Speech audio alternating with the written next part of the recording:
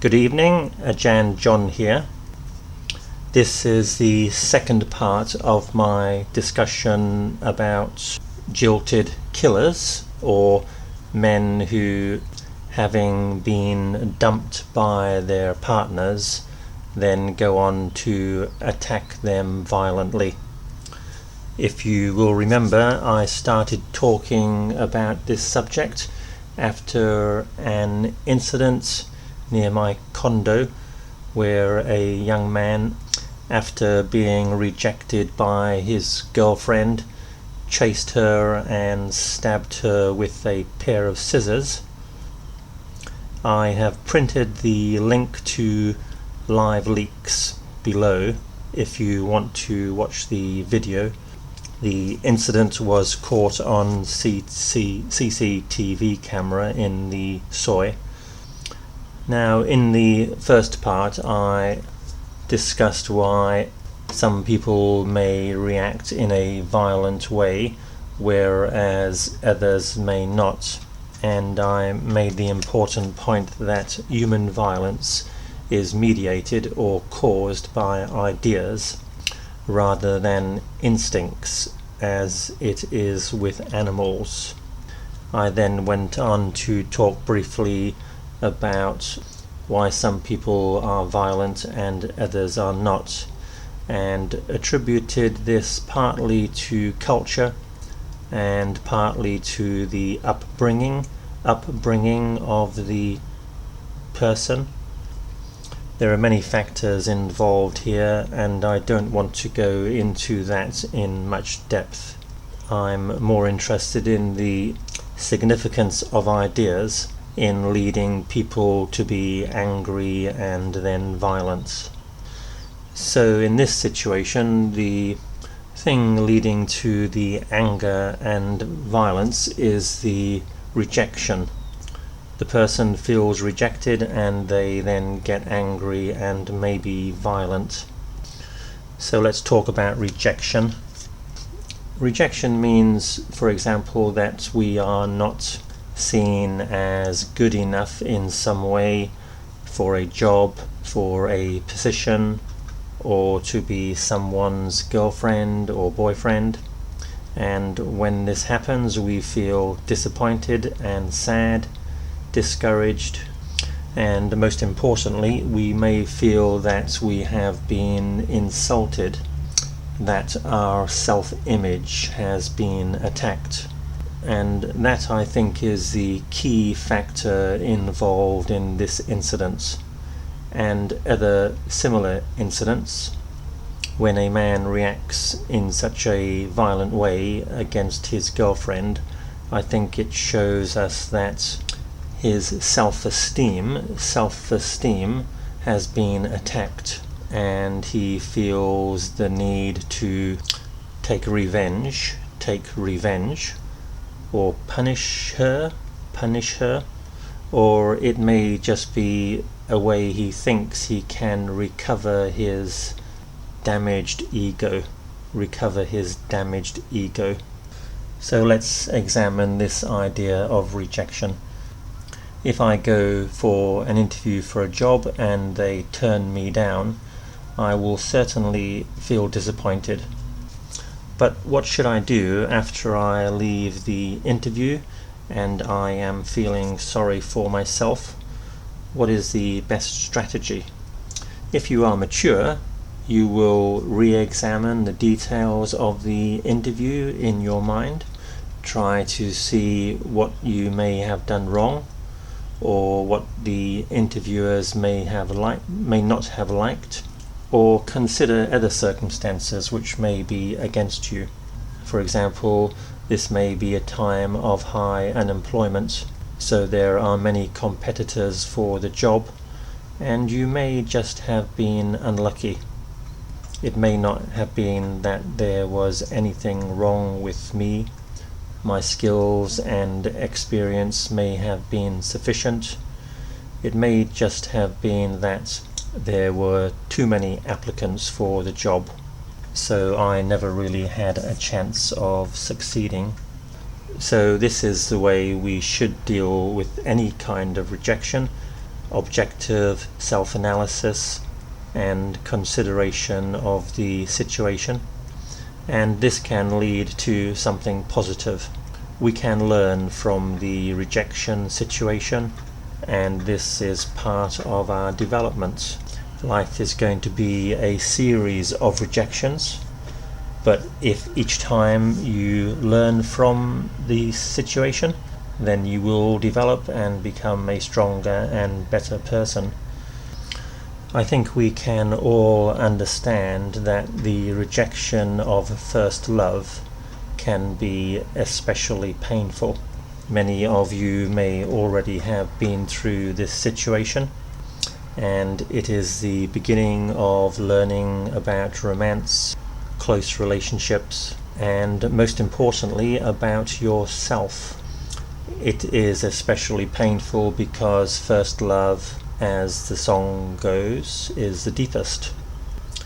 It is usually a emotionally close and very involved relationship, and we can feel like our partner is almost part of our own being. So a breakup and rejection here can be extremely painful and maybe lead the person to depression and other problems. So this may be a time for consultation, for getting advice from other people, especially older people who have already been through this experience. I wonder if this young man spoke to anybody, his parents maybe, or other friends, about his breakup with his girlfriend, and whether they gave him any advice.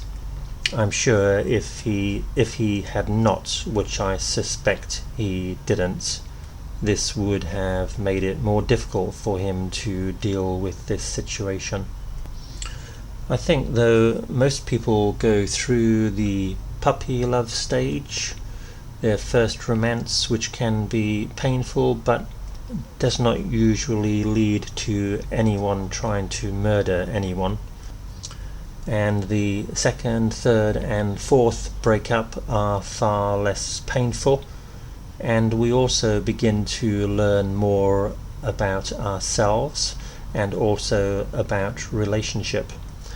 Remember that I said in the first talk that the important factor here in terms of feelings is going to be who dumped who broke up the relationship, and there is a general assumption that the rejected is going to be a lot more upset than the rejecter. But actually I think this is an immature way of looking at breakups. It may just have been that the rejecter was being more realistic and stronger in their decision making. They may both have realized that they were not suited for each other, but only one person was strong enough to make a decision to end the relationship. Some people may also look upon a breakup as a positive thing. If you find that you are not developing together, it may be much better to break up so that you can continue to develop in life rather than be stuck in a relationship which may well hold you back for the rest of your life. People should probably value personal development more than getting strongly involved with a romantic partner. And why not say to yourself, well, maybe my next lover is going to be even better, so why look upon it in a negative way? It may in fact be the beginning of a new and better chapter in your life. Society tends to push people into relationships. Coupledom, coupledom, is the norm in society. People expect you to have a partner, maybe to get married, maybe also to have children. But you don't necessarily have to follow this pattern. You can go your own way. Each of us is an individual, and we have the potential and opportunity to develop in many different ways. So I think we should resist being pushed into a box by society. We should also get rid of silly romantic ideas, such as the one that says once you get married you will then live happily ever after. This is obvious nonsense and only believable in romantic fiction. The reality is far more difficult. Both you and your partner will be continuing to change and develop all through your relationship, and whatever you may have thought would happen will almost certainly not be the case. I'm quite sure that 10 years down the line you will barely even be able to remember what it felt like at the beginning of your relationship. What I am saying here is we should not invest too much confidence and hope in romantic relationships. They are just one direction you can choose in life, but not the only one, and neither does it have to be traditional according to society's expectations. You don't have to have one relationship for life. You have the freedom to change and evolve, and if I were you, I would not be too quick to stifle your development. Stifle your development. STIFLE.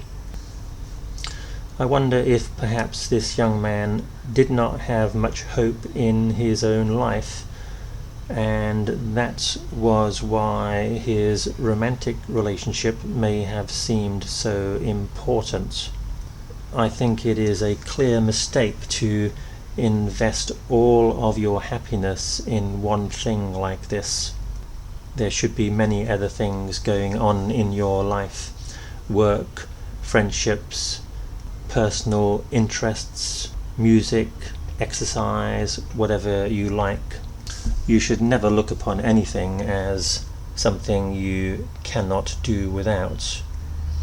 Sometimes, in fact, a period of being single can be very refreshing and can lead to new discoveries and developments which may not have been possible while you were attached to another person.